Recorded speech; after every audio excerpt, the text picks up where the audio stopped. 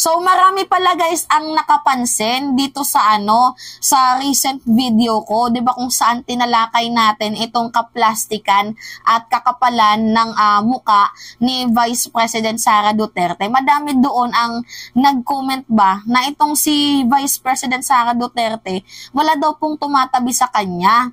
So sabi nila panoodin ko daw doon sa RTVM.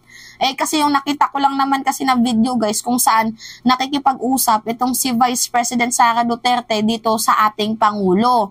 'Di ba yung pinakita ko sa inyong video kanina?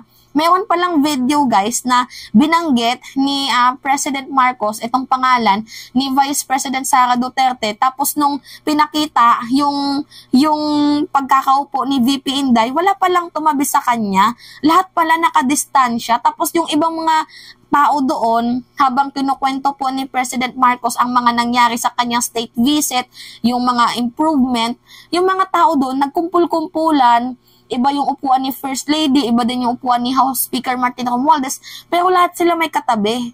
Si Sara, walang tumabi sa kanya. Ito guys yung video, pinandidirian po si VP Inday. Tingnan nyo saglit lang tong video na to.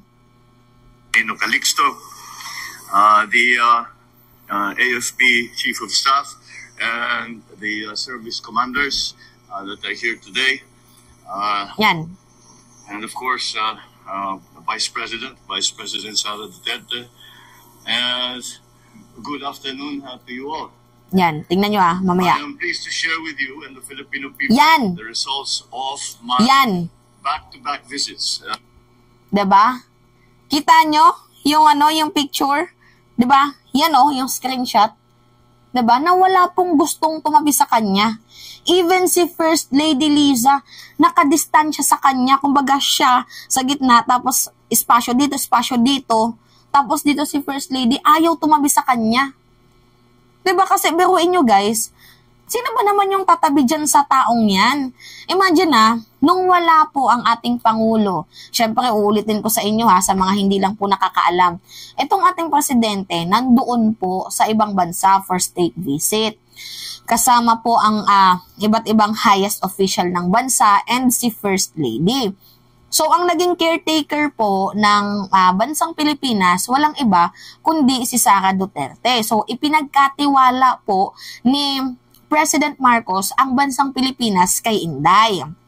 So ito na nga guys, nung umalis po si President Marcos, actually yung kaganapan na to nung March 12 or 11 if I'm not mistaken, na itong si Inday, 'di ba? Imbes na yung gawin niya magtrabaho, kasi 'di ba siya yung yung presidente for the meantime. Kasi nga 'di ba wala yung ating presidente nandoon sa state visit, syempre para sa ekonomiya na din at para makahanap din ng ibang pagkakakitaan nitong ating gobyerno. Magkaroon ng trabaho at ang ating mamamayang Pilipino. Hindi naman po galang pinunta ng ating Pangulo doon, kagaya ng sinabi ni ni Digong, wala pasyal-pasyal lang yan si Bongbong, 'di ba?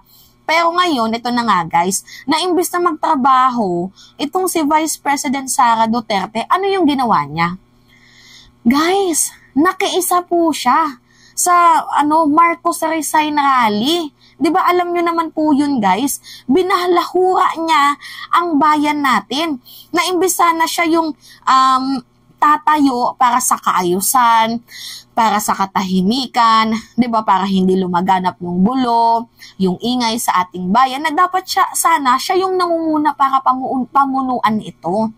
Ngunit isa pa siya guys sa mga sumama. Yes, true. Isa pa siya sa mga nakikibaka. At yung malala dito guys, kasama pa yung kanyang ama. Pero sa akin, wala namang problema kung si Digong. Kasi si Digong, may history na yan, 'di ba? Yung prayer rally doon sa Davao. Tapos, yung prayer rally doon sa Cebu. And yung huling prayer rally nga, kita mo, binababoy nila yung ibig sabihin ng prayer rally. So yun na nga guys, yung huling prayer rally, nandun din si FPRRD. Lahat po nagulat kasi si Inday sumama. 'Di ba? Sumama si Inday na nagtaka yung ibang mga kongresista as well as yung mga senador na anong ginagawa diyan ni VP Inday? Kasi, di ba siya yung presidente for the meantime? Ano yung ginagawa niya dyan? Parang tinotolerate nila yung mga pakikibaka. Which is, hindi po tama, guys.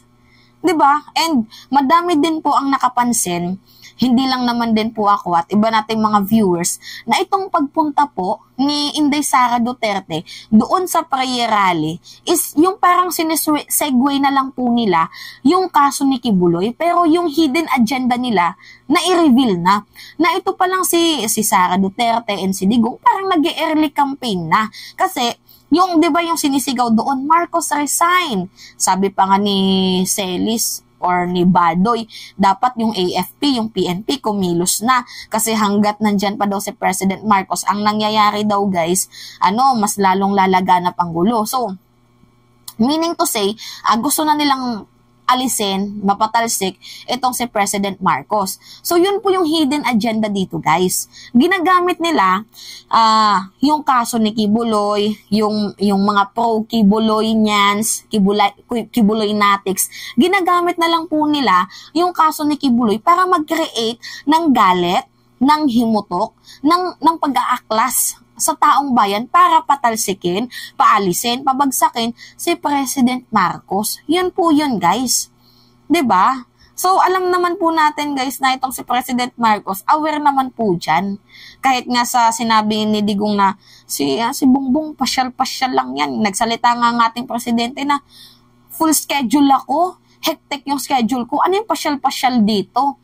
Diba, nagsalita na nga itong si President Marcos, pero at the end ng video, sinabi niya na, I can separate naman yung trabaho sa politika, trabaho sa bayan, at yung mga personal issue. Kaya nga, hindi niya na pinapansin itong si Digong kasi siya na mismo yung nagsabi na itong si former President Duterte ay pabago-bago daw po ng statement, kung kaya't hindi natin malaman na baka malay mo nakatake na naman ng fentanyl, 'di ba?